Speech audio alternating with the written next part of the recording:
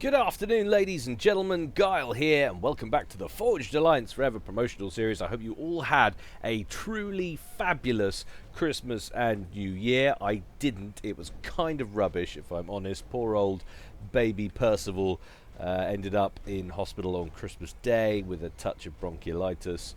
Had some breathing difficulties, was on a tube and a feeding tube for well, I don't know, 2 or 3 days, something like that. So that wasn't great, that wasn't that cool, but never mind, it was a terrible end to a pretty terrible year. I do hope your favourite celebrities survived 2016. Alas, a few of mine didn't. Alan Rickman, Carrie Fisher, Gene Wilder, David Bowie, to name but a few.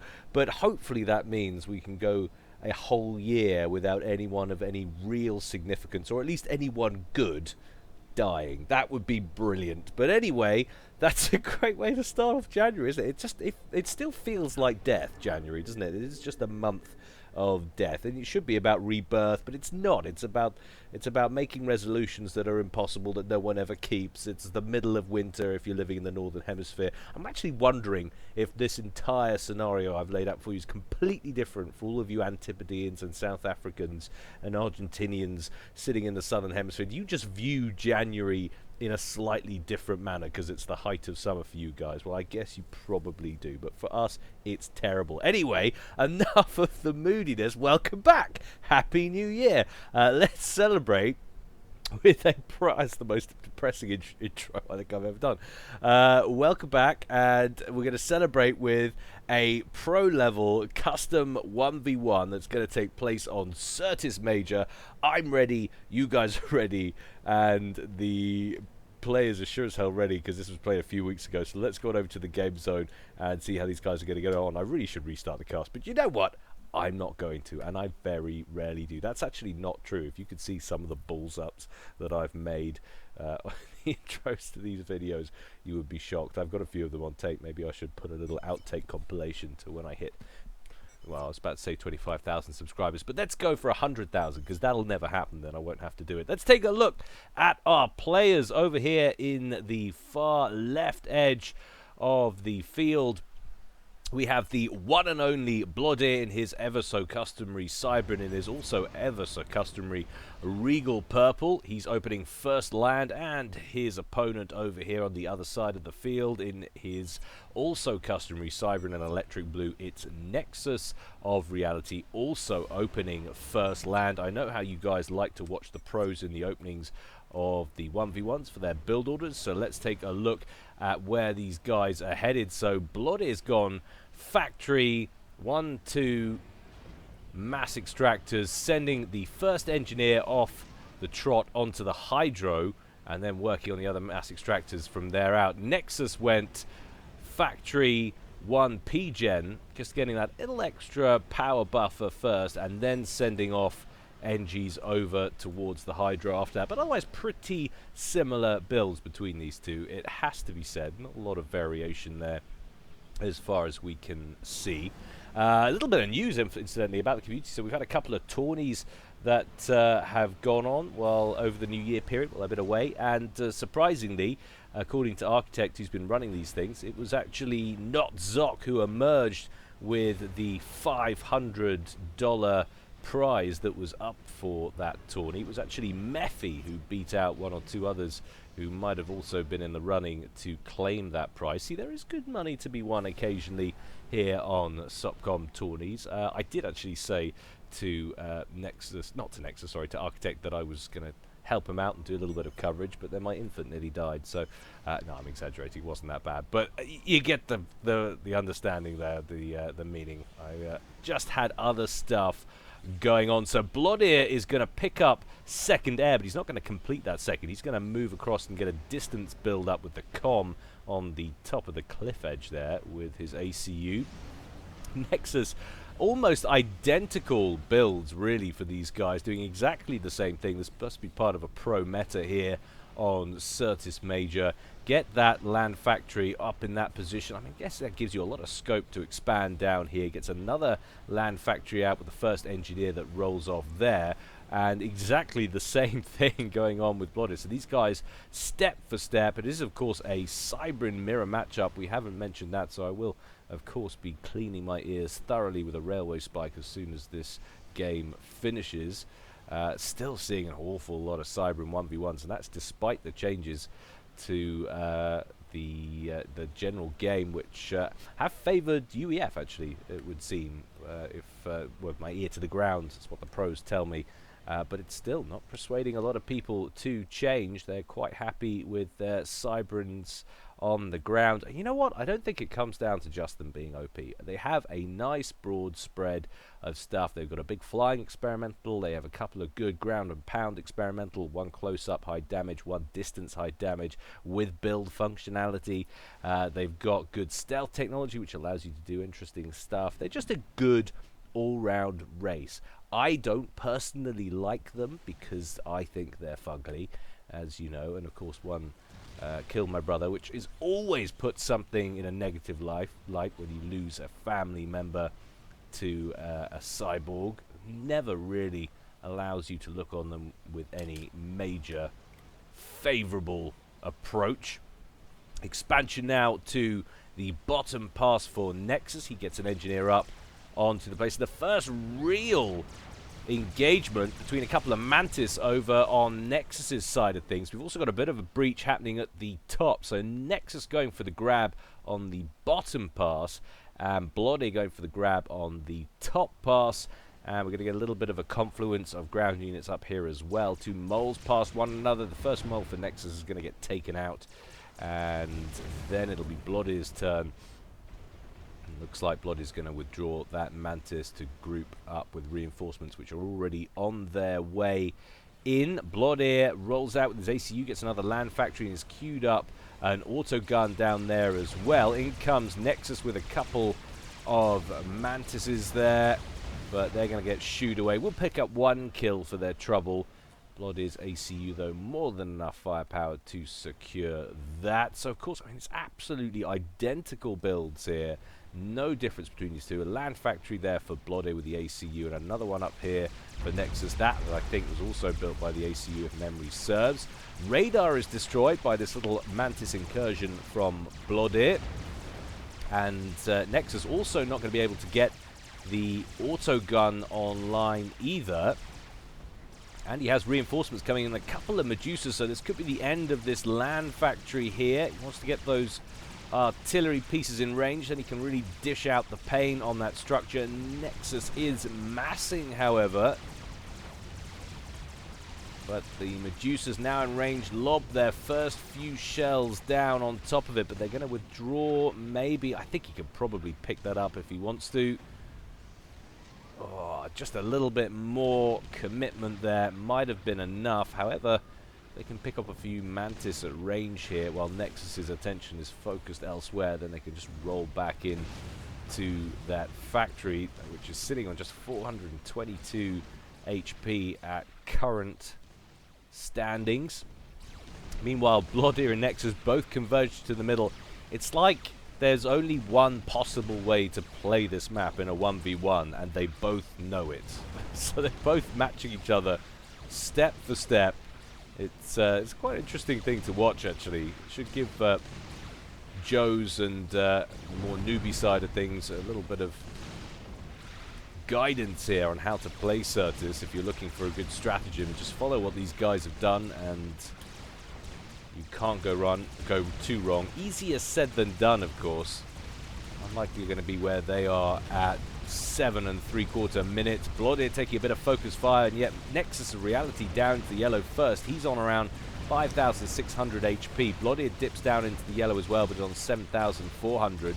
Nexus now backing up out of that middle section as more and more Mantis and Medusas pour in for Blodir, and for the time being, the area controlled by the purple Cybrin forces. That factory did indeed get destroyed by Blodir. He's going to nestle one Medusa there on the ridge. He's taken out one of the mass extractors. However, in comes a counter push from Nexus. Blodir going to withdraw and regroup once again slightly further back on the ridge. And there's a lot of troops massing down here for Blodir as well. Taking a quick unit count of ground forces for a moment. So in terms of Mantis, we've got 46 on the field there for Blodir. In terms of Medusas, we've got 41. Compare that to the presence on the field for Nexus. We've got 35 Mantis there for him. And Medusas, we've got 21. So definite advantage, Blodir, with more units on the field. Looks like he might be power stalling just a bit. Yes, he is minus 600 net power at current readings. He's getting P-gens online for his trouble. He's actually getting a zapper up there to protect his core mass at the current time. There is indeed the T2 P-gen. That will sort his mass out. And actually, once that power recovers, we can see there's not really much between them in terms of general eco. 73 to 71 there. Blodir with a modest advantage, and then of course everything changes, bouncing backwards and forwards to those reclaimed figures. Tip the balance one way or the other. Blodir now pressuring back up through the southern pass. Nexus in full retreat. Could potentially lose those 3 T1 mexes in the pass here. Blodir going for an upgrade on the commander. That'll be the gun upgrade. At least one of them, speed and range.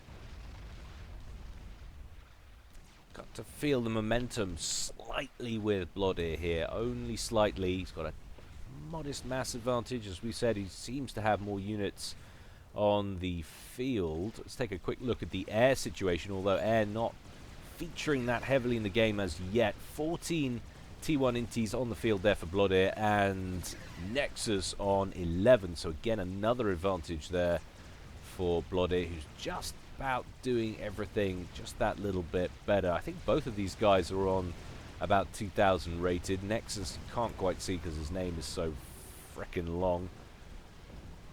Cut off by the edge of the score box there. It's 2,000 something.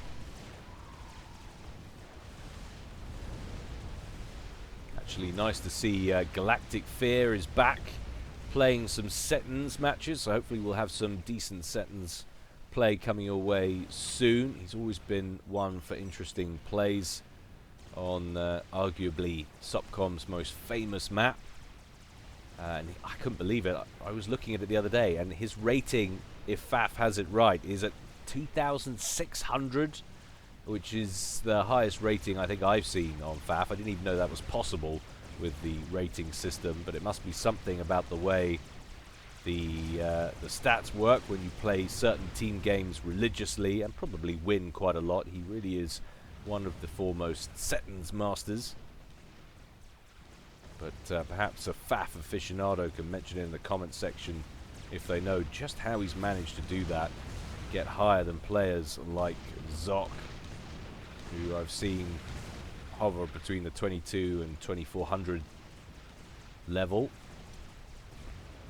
So now we've got some emplacements down here, although 2 of them have been taken out there for Nexus. There is still 1 damaged auto gun online, although it's not in a prime position, which is probably why it survived the last attack. But we have got a T1 factory down here. It's idling at present.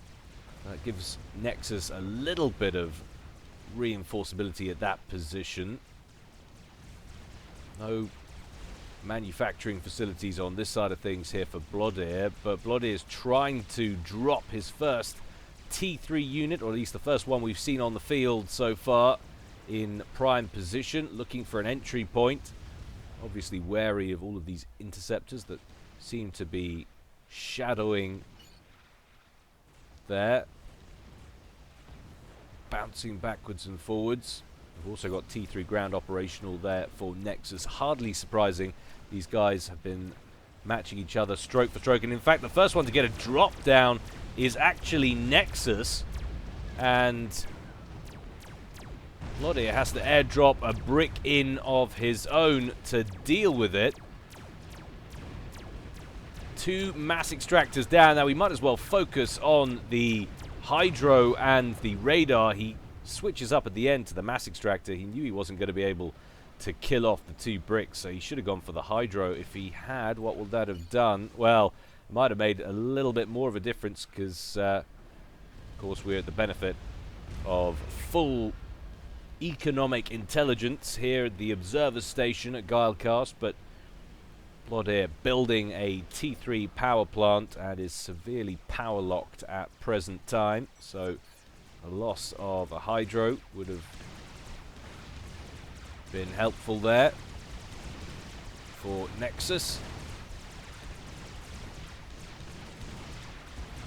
Still the battle rages at the bottom right hand corner. We have another emplacement further up, but that's badly damaged as well, sitting on just around 393 hit points.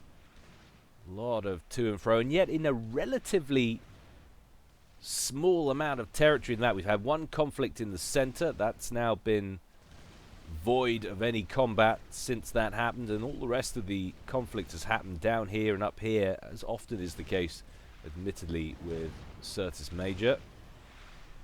One lone brick rolling in now for Nexus, backed up by Medusa power. That'll be the end, I would imagine, of those emplacements. Couple of T1 radars not likely to survive either, and a few T1 mexes, 3 of them on the plateau there, would be easy scalps for Nexus as well if he decides to push forward.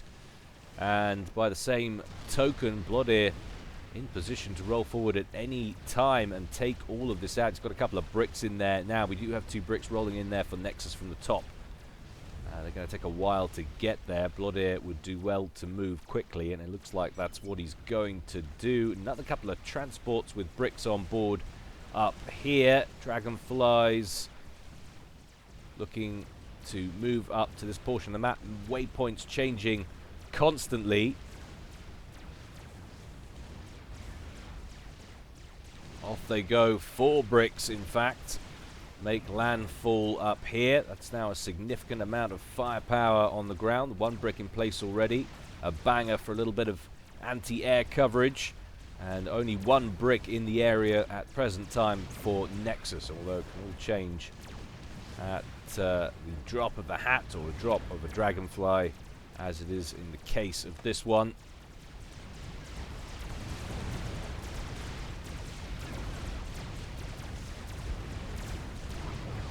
Bricks exchanging fire at the southern pass. Medusas lobbing shells in. 2 more coming in the background there for Nexus. And another 3 get airdropped in. This really is a fascinating example of how important good transport mechanics can be in a game like this, in a 1v1 where you have several avenues to take care of at the same time. Getting forces into position quickly. Masterful play from both of these guys. And yet very similar play. Neither one employing any alternative strategy. Both doing almost exactly the same thing at exactly the same time. And the product is pretty much a stalemate. So we're 18 minutes into this one, and map control is still sitting at 50-50. Although Nexus seems to be inching ahead. Well, no. So Blodir power locked, but it was sitting at 120 there or thereabouts, and Nexus was at 129. So I think once Blodir gets his power situation sorted again, I mean, he's focusing pretty heavily on air production. He's trying to get another T3 power plant online over here.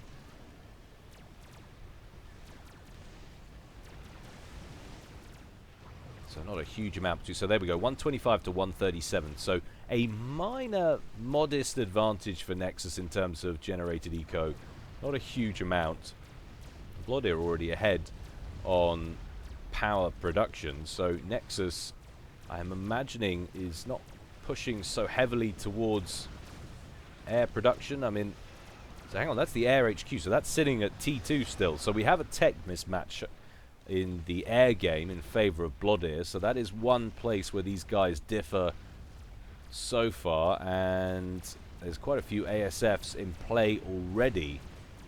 And now we're going to see Blodir try and take advantage of that. The first whaler appears. T3 gunship inbound.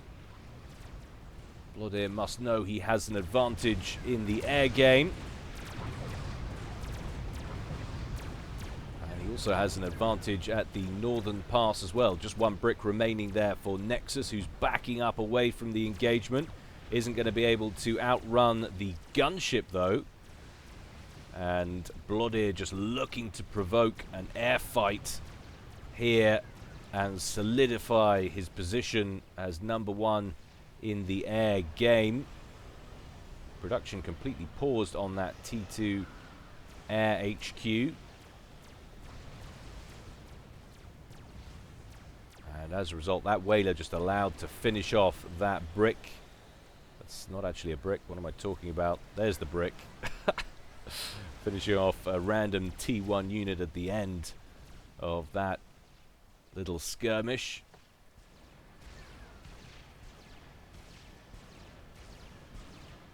Another whaler out down here as well. So this is giving a little bit of flexibility to Blodir's play now. He's got this advantage in the skies. I want to think about sending some of these whalers to pick off some of these exposed mass extractors. There's a T2 over here that would definitely provoke an air fight. Yes, he'd lose 1 or 2 gunships in the process, but there's a lot of T1 interceptors in here for Nexus, and Nexus has actually spammed up that T3 air factory nice and quickly, and he's starting to produce air superiority fighters, and his eco balance is just about stable. So the advantage Blodir had in the skies might be about to ebb away. T3 spy plane out for Nexus over the top of Blodir's base.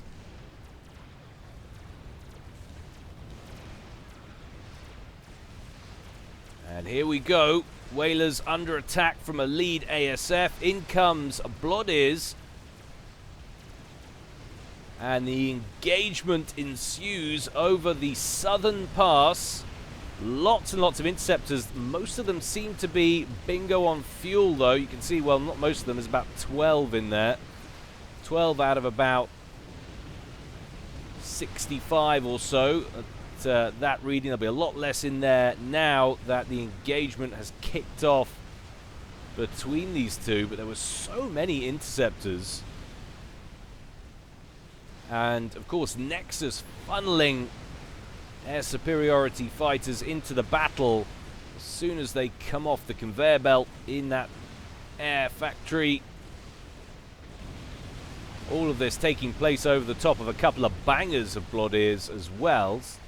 And yet still, it hasn't gone amazingly well for Blodir. I don't even know how that happened. There must have been such a large disparity in numbers of T1 interceptors there between what Blodir already had and what Nexus already had, that the extra numbers of ASFs and even the bangers that were in the area didn't do as much damage as we thought they would, and as a result, it actually doesn't look too far away from even.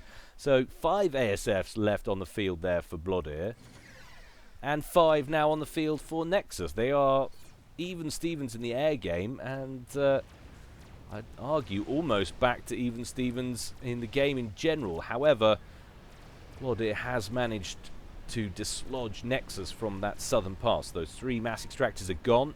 Blodir is now capitalizing on that. Got an engineer picking up those for his side, and has a couple of bricks and some bangers in there securing the area as well. Nexus is going to respond by moving some of his bricks up to the top. In come the whalers once again, and again Nexus responds with his ASFs. We're going to have another exchange in the air. A banger turns up on the scene as well, so I wouldn't be surprised if the whalers back off, and that's what they have done. A lot of them, all 3 of them damaged. One of them badly damaged into the red there. 1,300 hit points left on him. Could be a she. Many good pilots, of course, are ladies these days.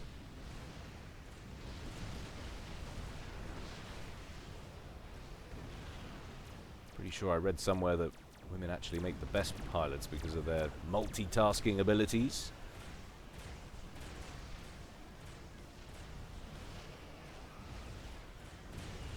Now we've got a little bit of pressure being brought to bear in the southern pass by Blodir.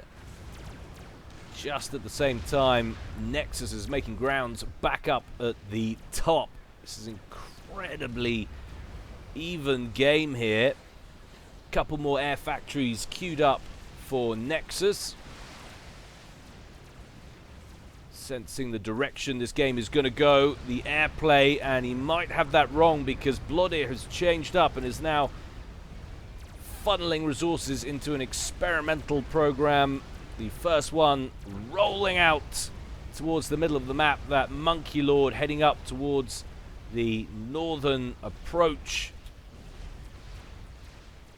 Just as Nexus is breaking through. A couple of whalers harassing these bricks, but also under pressure from Nexus, who, I can't believe it. It actually looks like he's in pole position on ASF numbers. So 9 now on the field for Nexus and 6 on the field for Blodir. Not surprising, I'm guessing, since Blodir's been funneling so much into the experimentals that he's been building. Wants to deal with this situation ASAP though. Here goes some power storage.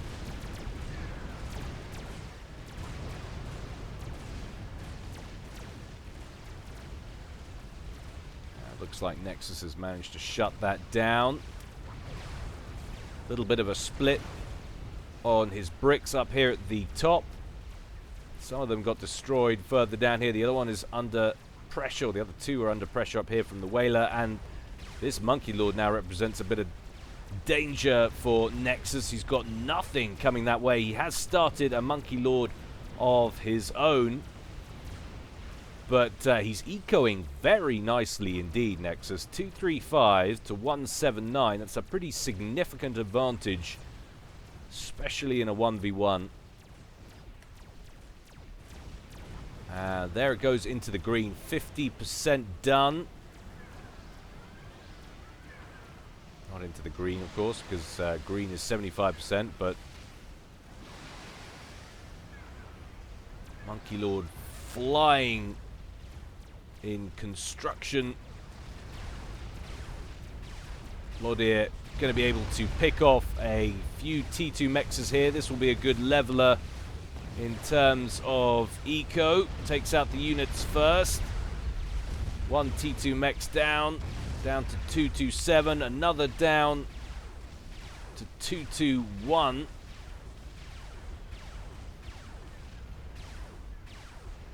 But interesting, isn't going to push it any further. Nexus does have one of his Monkey Lords online now.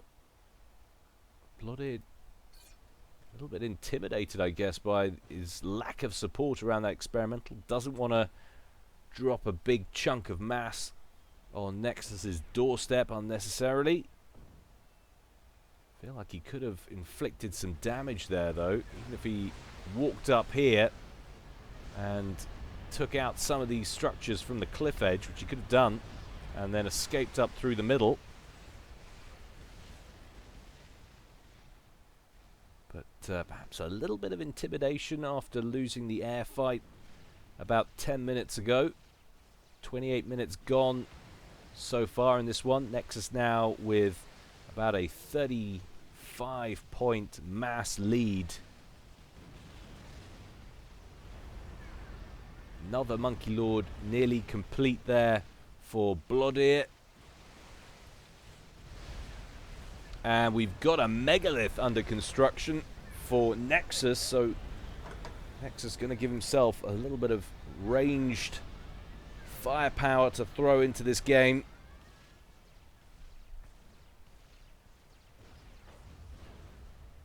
Now, has that allowed Blodir to catch up in the air game? We've seen a whaler defending that southern pass there. He's still having power balance issues. Eco balance not quite there. So we've got 18 ASFs there for Blodir. And we're looking at... I can actually click on one while they're all moving. Stop it, Nexus! bad, Nexus. 16 there for Nexus. So, I mean, 2 ASFs is not much of an advantage, but certainly it's a better situation than Blodir was facing in the air game a few minutes ago.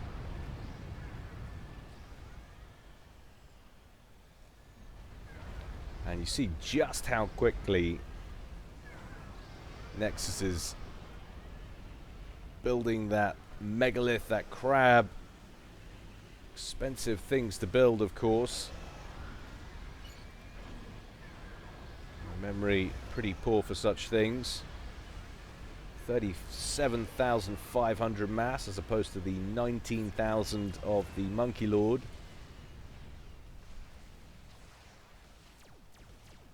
It's a dangerous part of the game when you start investing in these large experimentals, especially in a 1v1 where you don't have any backup that you can rely on your teammates. You've got to cover the center of the field, 3 main passes potentially in this map.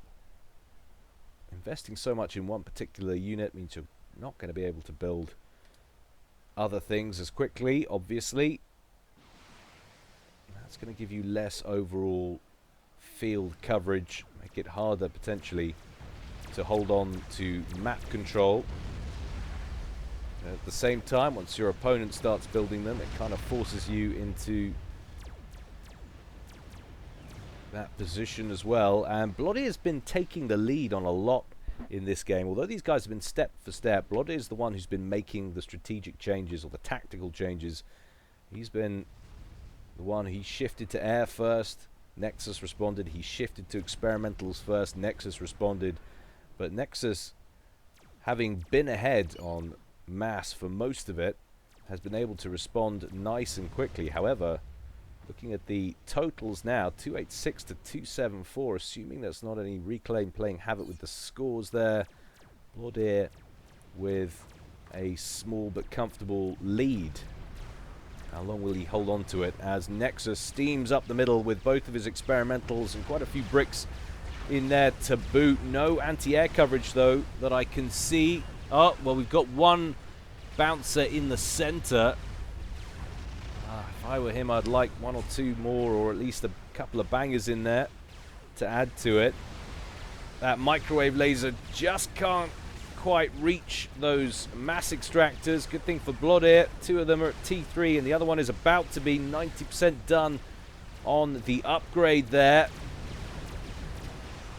Now, how is Blodir responding? Well, he's pincering around the edge, so he's allowing Nexus in through the center, but he's got 2 Monkey Lords, both accompanied by bricks, and the one down here has anti-air coverage as well. Couple of bounces in there, and a banger tears through those nice and quickly. Meanwhile, we go back to the middle. We have got 1 Monkey Lord bearing down there on Nexus's, but the bricks are in a good position to open up on Blodir's defensive Monkey Lord, and in comes some artillery fire from the crab up on the ridge, so that's going to be the end of that. It will have taken a good solid chunk of HP out of the Monkey Lord there for Nexus. We're going to have to go to split screen to keep an eye on these 2 theaters, because we've got Monkey Lord steaming into the main base of Nexus. His comm, fortunately for him, is out of the way, but the main base has nothing in there of any significant defensive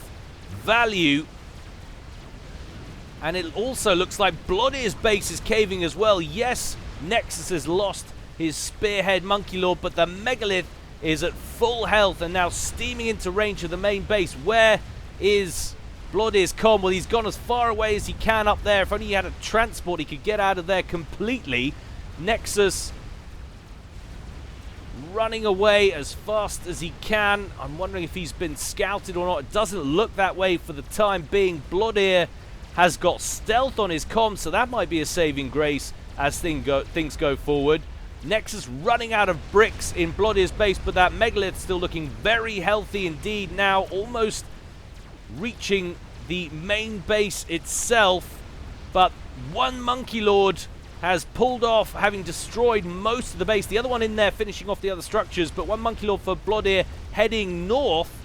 I'm guessing that that is a guess at where Nexus's comm is, but he'll soon know now as the ASF flies overhead. Will we see a change of direction? Yes, we will. He's now bearing down on Nexus, but the Megalith has spotted Blodir. We've got Nexus's ASFs hovering over the top, so transporting out, very unlikely indeed for Blodir, even if he had one available to pull off such a maneuver. A couple of Myrmidons left to pick off the ASFs, but it looks like it's going to be a race to the finish. Blodir already in range of the main cannons. He's going to drop first. Blodir is out, but there goes the microwave laser. It's going to be close, but no cigar for Nexus of Reality. 35 minutes almost on the nose, and it's a draw. Both of them going for broke, trying to pick off each other's comm first, and neither of them managing it. What a very exciting climactic ending to a very, very close and cagey game. Well done to both Nexus and Blodir. Hope you enjoyed that, guys, and if you did, please dump a thumbs up on the video. It helps circulate them, which helps me and helps FAF immeasurably, it has to be said. If you enjoyed it, of course you can. It's donate towards me either by PayPal or Patreon if you feel so inclined. No pressure there whatsoever. I would like to thank a few people who've made some very generous donations over the Christmas period. I won't name names to embarrass everyone, but you know who you are. It is very, very welcome. Thank you so much. But until next time, guys, stay well and stay safe. This is Guile signing out.